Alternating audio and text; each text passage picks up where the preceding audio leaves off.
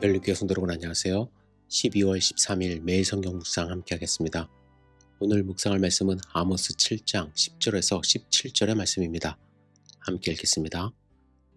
때에 베델의 제사장 아마샤가 이스라엘의 왕 여로보암에게 보내어 이르되 이스라엘 족속 중에 아모스가 왕을 모반하나니 그 모든 말을 이 땅이 견딜 수 없나이다.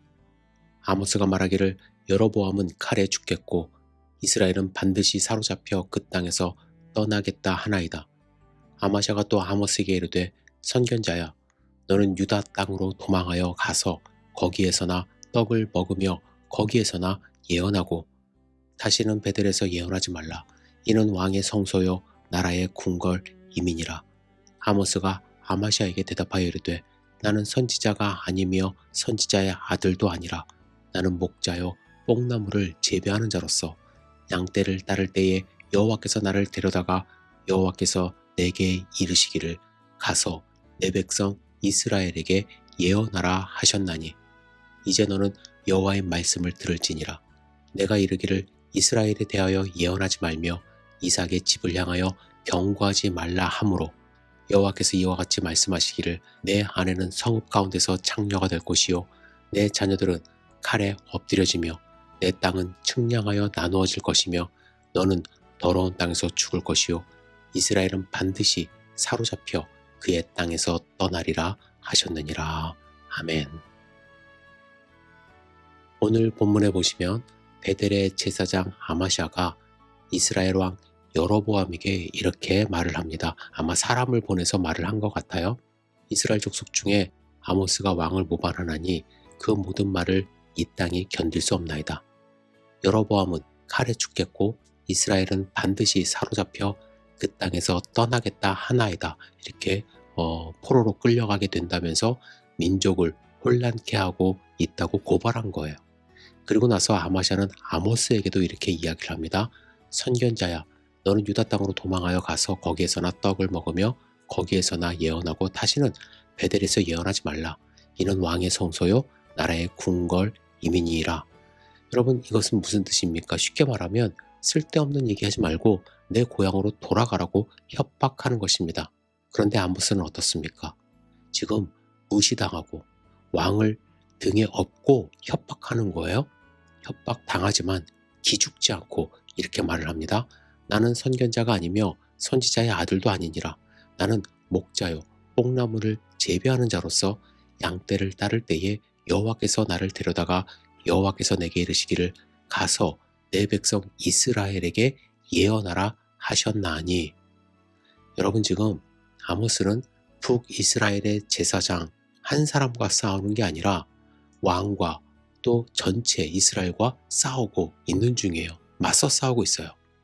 그는 지금 하나님의 말씀을 담대하게 선포하고 있습니다. 저는 지금 말씀을 담대하게 선포하는 아모스처럼 우리 또한 하나님을 의지하여 세상 앞에서 하나님의 말씀을 담대하게 선포하는 당당한 태도를 가져야 할 것이라고 생각합니다. 다른 사람들이 아무리 남의 나라에 와서 쓸데없이 참견하지 말고 너 고향으로 돌아가시오 라고 경고를 해도 나는 선지자 집안 출신도 아니고 지금 떠돌던 목자이고 뽕나무를 치던 사람이지만 주님이 부르셨기 때문에 이렇게 예언하고 있습니다. 하나님이 나를 부르셨습니다. 라고 대답할 수 있어야 하는 것입니다. 사실 아모스는 출신 배경도 불분명하고 학벌도 없는 말 그대로 내세울 간판 하나 없는 사람이지만 지금 절대로 기죽지 않는 그런 모습을 보입니다. 왜요?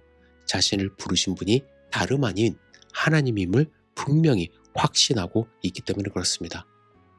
우리가 세상을 향해 하나님의 말씀을 그들에게 외칠 때에 세상으로 인해 우리는 핍박과 업신여김을 당할 수도 있다는 거예요.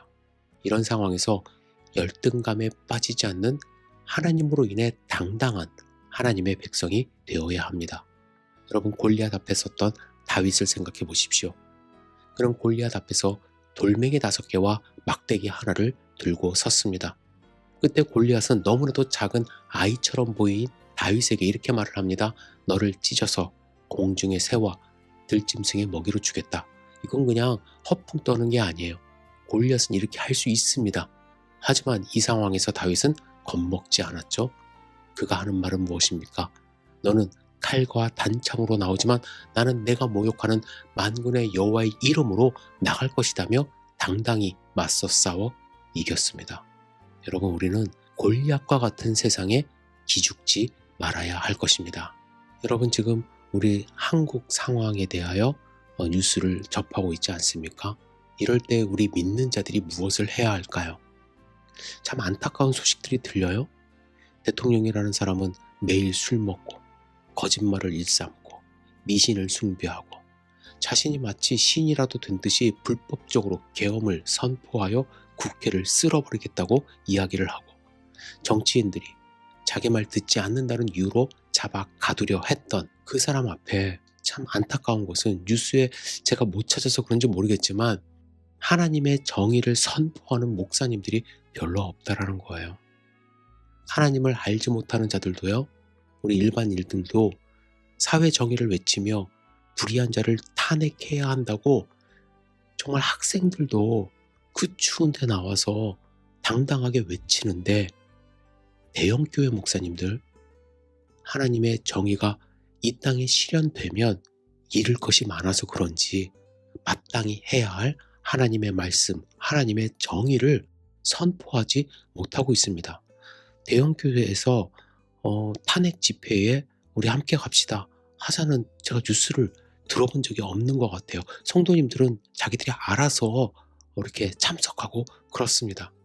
이런 무도한 자가 다시는 정권을 잡지 못하도록, 이런 몰상식한 자가 다시는 나라를 어렵히지 못하도록 우리 믿는 자들이 먼저 그들을 향하여 하나님의 말씀을 선포하고 당당히 맞서야 할 것입니다. 참 답답한 마음으로 매일 기도하는데요. 저는 비록 그곳에 가지는 못하지만 간절한 마음으로 하나님의 말씀이 선포될 수 있기를 기도합니다.